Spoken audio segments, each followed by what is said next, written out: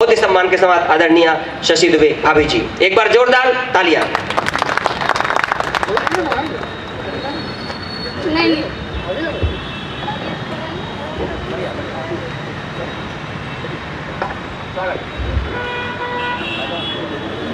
इससे पहले मैं कुछ बोलूं, माँ शारदे की वंदना कर लूं, आप सभी विद्वत जनों का अभिनंदन कर लूं। मैं आपसे एक बात कहना चाहती हूँ कि कोई भी जब संगीत होता है, गीत हो, गायन का कार्यक्रम होता है तो उनके साथ बहुत से लोग होते हैं, बजाने वाले, नाचने वाले, पर कवियों के साथ सिर्फ श्रोता होते हैं। तो कृपया आप हमारी कविताओं से जुड़िए और तालियां बजाइए ताकि ऐसा लगे कि हाँ, आप सुन रहे हैं, आप जागृत हैं और आपके जीवन में उत्साह है।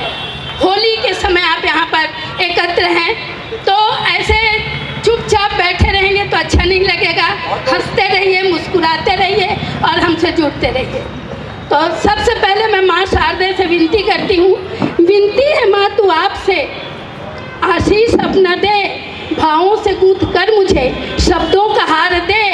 जब भी मंच पर खड़ी हो मैं कविता सुनाऊं, श्रोताओं के हृदय में शब्द उतार दे, क्योंकि मैं जानती हूँ कि शब्दों में दमदारी होनी चाहिए, शब्दों में दमदारी होनी चाहिए, भावों की फनकारी होनी चाहिए और कविताएं श्रोताओं के हृदय को छू लेती हैं। सिर्फ माँ शारदे की कृपा होनी चाहिए। तो माँ शारदे की कृपा से मैं यहाँ आपके समक्ष उपस्थित हूँ और मुझे बड़ा अच्छा लग रहा है। क्या बतलाऊँ आपके बीच आकर मुझे कैसा लगता है। इस धरती का कंकर संकर लगता है। आप यहाँ इतने अच्छे लोगों से मिलकर, आप हम जैसे भी हों, पर मुझे बड़ा अच्छा लगता है, बड़ा अच्छा लग रहा है आप लोगों के बीच में आकर मुझे। तो सबसे पहले तो मैं त्र्यंबक शर्मा जी को धन्यवाद देना चाहती हूँ, साधुवाद, और विज्ञापन दाता जो उनके हैं उनको साधुवाद देना चाहती हूँ, क्योंकि कार्टून वाच पत्रिका का इतने दिनों से प्रकाशन साधारण काम नहीं है। आज के समय में जब इतना व्यावसायिक हो गई हैं सभी चीज़ें, तब इस तरह की पत्रिका निकालना कम श्रम का काम नहीं है। और ऐसे विज्ञापन दाता जो उनमें सहयोग करते हैं उन्हें भी बहुत बहुत साधुवाद, क्योंकि देखिए किसी भी कार्यक्रम को करने में तन लगता है, मन लगता है, धन लगता है, फिर भी लोगों से सुनना पड़ता है। पर कुछ लोग ऐसे होते हैं जो दूसरों की सुनते भी हैं और आपके चेहरे में कार्टून वाच पत्रिका लाकर मुस्कुराहट लाते भी हैं। तो कृपया अपने लिए जोरदार तालियां बजाइए। दरअसल इनके लिए मैं 4 लाइनें समर्पित करती हूँ कि किसी उदास चेहरे पे मुस्कुराहट लेके आते हैं, दुआओं से उन्हीं के जीवन की बगिया सजाते हैं। हम और आप जो कमाते हैं सब यही रह जाएगा प्यारे, ये वो दौलत कमाते हैं जो लेके साथ जाते हैं। तो लेके साथ जाने वाली दौलत आप कमा रहे हैं और आप उसमें सहयोग कर रहे हैं, इसके लिए आप बहुत बहुत धन्यवाद के पात्र हैं। क्योंकि कहते हैं ना, वक्त वही अपना हुआ जो दूसरों को दे दिया। भगवान के यहाँ ये नोट वाली करेंसी नहीं चलती। वक्त वही अपना हुआ जो दूसरों को दे दिया, धन वही अपना हुआ जो दूसरों के ज़रूरत में काम आ गया। खर्च दी सांसें जिन्होंने दूसरों की सांसें सजाने, सच कहती हूँ यारों, जीना सार्थक उन्हीं का हो गया, जीना सार्थक उन्हीं का हो गया। तो ये अपना जीवन सार्थक करते हैं, आपके चेहरे पे मुस्कुराहट लाते हैं। इनका मानना है कि जिंदगी जीने का अपना अंदाज होना चाहिए और सबके लिए हृदय में प्रेम होना चाहिए।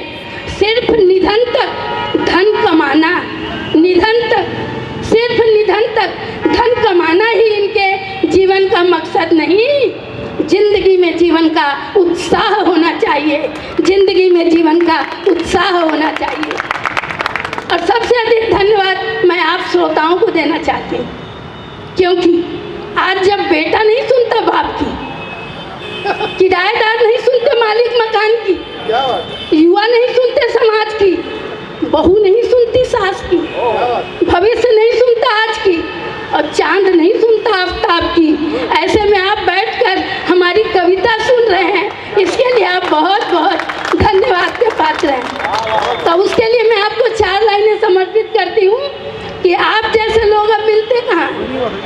आप जैसे लोग अब मिलते कहाँ हैं? प्रेम के पुष्प हृदय में खिलते कहाँ हैं? वो तो आप हैं जो हमें सुन रहे हैं, वरना आज तो लोग किसी की सुनते कहाँ हैं। बहुत अच्छा लग रहा है, आप लोग बहुत अच्छा सुन रहे हैं। बेटियां बैठी हैं, तो एक बेटी होने के नाते मैंने उनके लिए 4 लाइनें लिखी थी कि फूलों की कोई कद्र न कीमत कोई होती, घर उसमें बसी मीठी सी खुशबू नहीं होती, घर हमारे चारों तरफ ये हंसती खिलखिलाती बेटियां न हो तो दुनिया किसी के रहने के लायक नहीं होती। ये दुनिया में रौनक लड़कियों से है।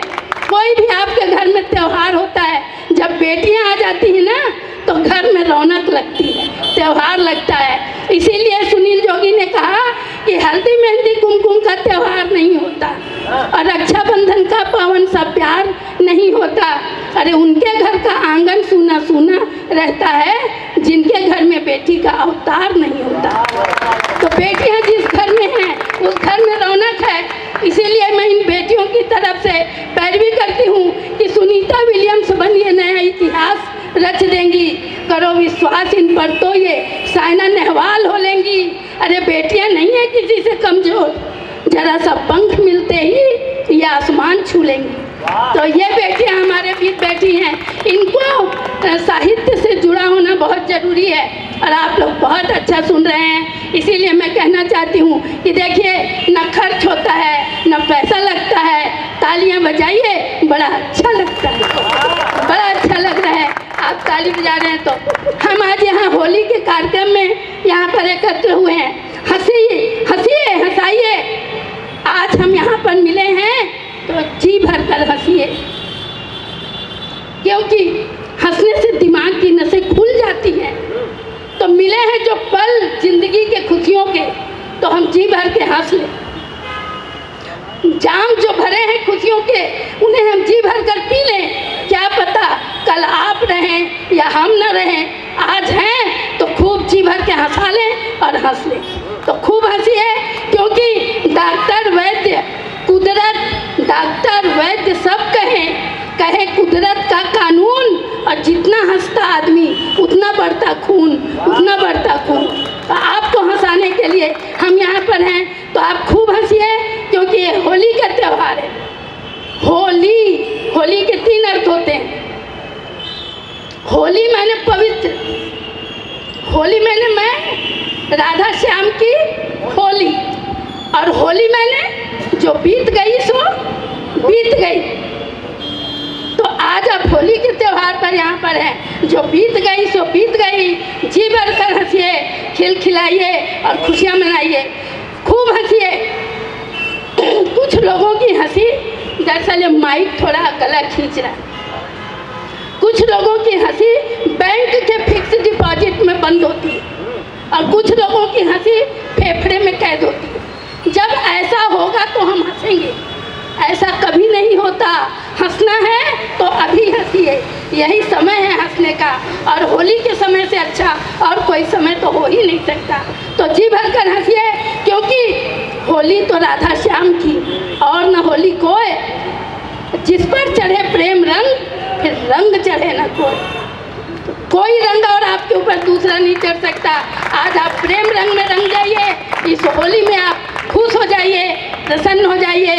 अच्छा आप बताइए, होली में एक जीजा ने अपनी साली से कहा, क्यों, कहाँ रंग लगाऊं, गोरे गोरे गालों पर या काले काले बालों पर, श्वेत श्याम मन पर या कोरे कोरे तन पर, गुलाबी गालों पर या लाल लाल आँखों पर, बोलो साली जी कहाँ रंग लगाऊं। तो साली ने कहा, जीजू कहीं भी रंग लगाना, बस मुंह काला मत करना। और आप बताइए, सबसे महंगा रंग कौन सा होता है? सबसे महंगा रंग होता है पीला रंग, और इसे वो ही समझ सकता है जिसने अपनी बेटी के हाथ पीले किए, वही जान सकता है कि पीले रंग कितना महंगा होता है। हमारे सामने सरदार जी बैठे हैं, 1.25 लाख तो वैसे ही हैं, तो मैं तो ऐसा सोच रही हूँ कि 1.25 लाख के बीच में कविता सुना रही हूँ। इसीलिए अब मुझे इससे भी फर्क नहीं पड़ता कि श्रोता कम है या ज़्यादा, श्रोता अच्छे होने चाहिए, इससे फर्क पड़ता है बस। श्री कृष्ण भगवान ने गीता कौरवों को नहीं सुनाई, पांडवों को सुनाई, और पांडवों में भी सिर्फ अर्जुन को सुनाई। तो बहुत लोग हो, इससे फर्क नहीं पड़ता। आप हैं और मेरे सामने तो 1.25 लाख हैं। ये सरदार जी हैं जिनके जब 12 बजते हैं ना तो खेतों में फसल लहलहा उठती है, और जब इनके 12 बजते हैं सीमा पर तो हमारे देश की माथा, देश का माथा, सीना गर्व से चौड़ा हो जाता है। और जब इनके 12 बजते हैं गाड़ी के पहियों पर तो गति आ जाती है और हमारा देश तेजी से आगे बढ़ता है। तो हम इनके आभारी हैं। ये किशोर है, शादी से पहले से परिचय है। मेरे से कहने लगा, भाभी जी अरेंज मैरिज और लव मैरिज में क्या अंतर होता है? तो मैंने कहा, अरे किशोर, अरेंज मैरिज का मतलब है कि आप कहीं जा रहे हों और अचानक सांप काट ले, और लव मैरिज का मतलब होता है सांप के आगे बीन बजाना, नाचना, ले मुझे काट, ले मुझे काट, ले मुझे काट।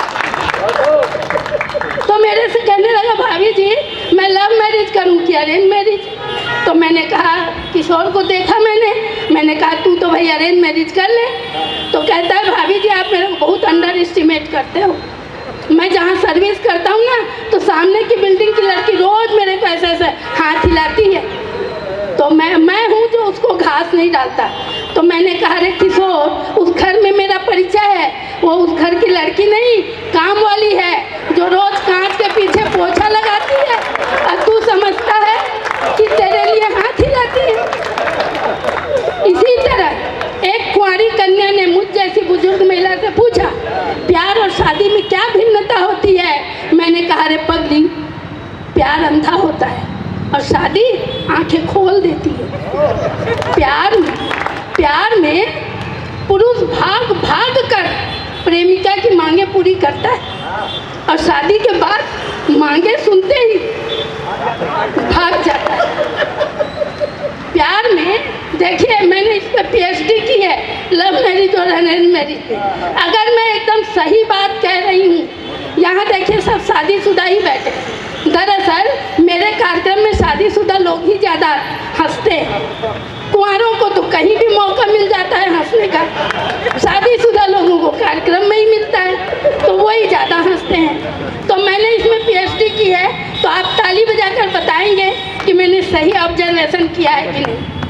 तो देखिए, प्यार में दो दिल इतने पास आ जाते हैं, इतने पास आ जाते हैं कि बिना बतलाए सिर्फ आँखों से एक दूसरे की सारी बातें समझ जाते हैं। और शादी के बाद शरीर तो पास रहते हैं पर दिल इतने दूर हो जाते हैं, इतने दूर हो जाते हैं कि बिना चिल्लाए एक दूसरे को अपनी बातें समझा नहीं पाते।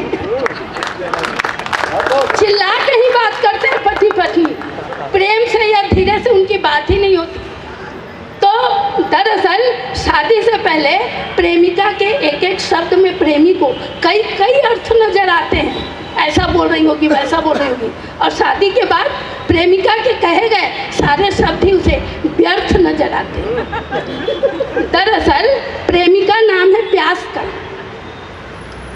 प्रेमिका नाम है प्यास का, और पत्नी नाम है तृप्ति के एहसास का। पुरुष प्यास की खातिर बार बार प्रेमिका के पास जाता है, पर तृप्ति के बिना रह भी नहीं पाता है। वो चाहता है कि उसके दोनों हाथों में हो लड्डू, किंतु अरे वो निखट्टू, तुझे इतनी सी बात समझ में नहीं आती है, एक म्यान में दो तलवारें कभी साथ रह नहीं पाती हैं। तो पुरुषों की ये टेंडेंसी होती है। और देखिए, इसीलिए हमारे देश के नौजवानों की एक ही समस्या है कि शादी से पहले मुमताज मिलती नहीं और शादी के बाद मरती नहीं।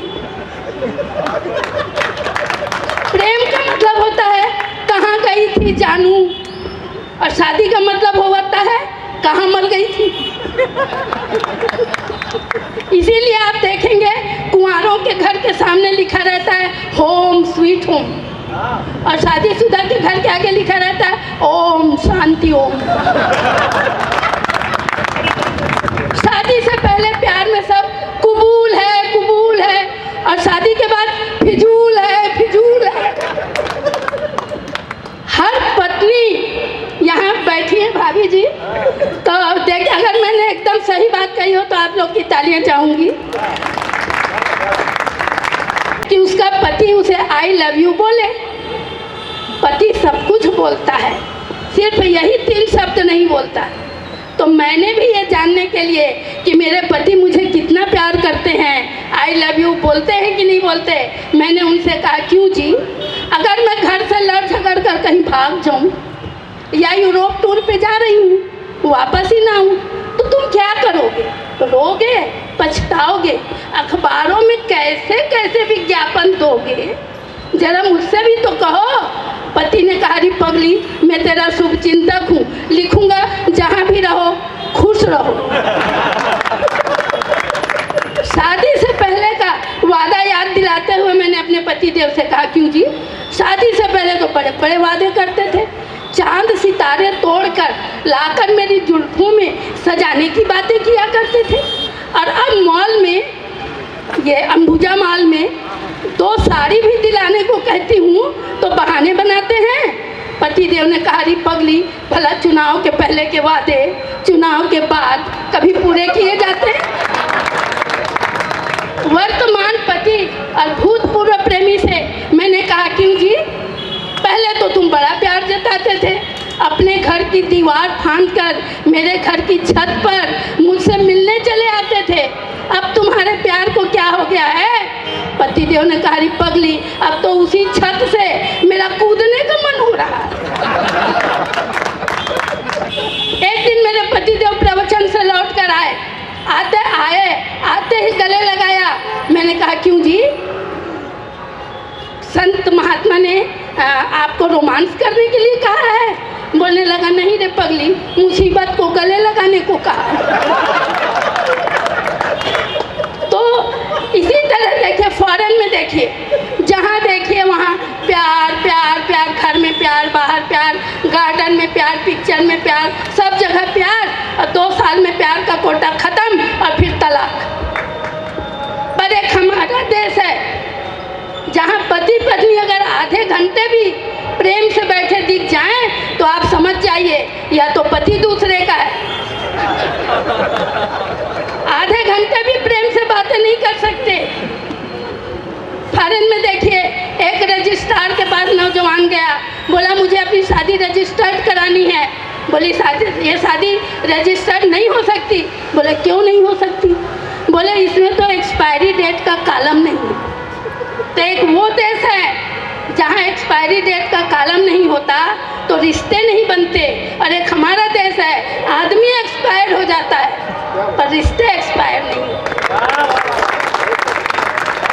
दरअसल पति पत्नी के रिश्ते होते हैं तितलियों के जैसे, जोर से पकड़ो तो मर जाते हैं, छोड़ दो तो उड़ जाते हैं, मगर अगर सहेजो इन्हें प्यार से तो ये अपना रंग छोड़ जाते हैं। इसीलिए मैं 4 लाइनें आपको समर्पित करती हूँ कि पति पत्नी के रिश्ते से खट्टा कोई रिश्ता नहीं होता, पति पत्नी के रिश्ते से मीठा कोई रिश्ता नहीं होता। अगर सज जाए संतुलन इस खटास और मिठास का तो इस रिश्ते से अच्छा कोई रिश्ता नहीं होता। कृपया, आपकी तालियां बड़ी घनघोर हैं, इसके लिए बहुत बहुत धन्यवाद। बहुत बढ़िया भाभी जी, एक बार जोर से तालियां बजाइए इतनी शानदार प्रस्तुति के लिए। सुरेंद्र दुबे जी तो इनके सामने नहीं टिकेंगे।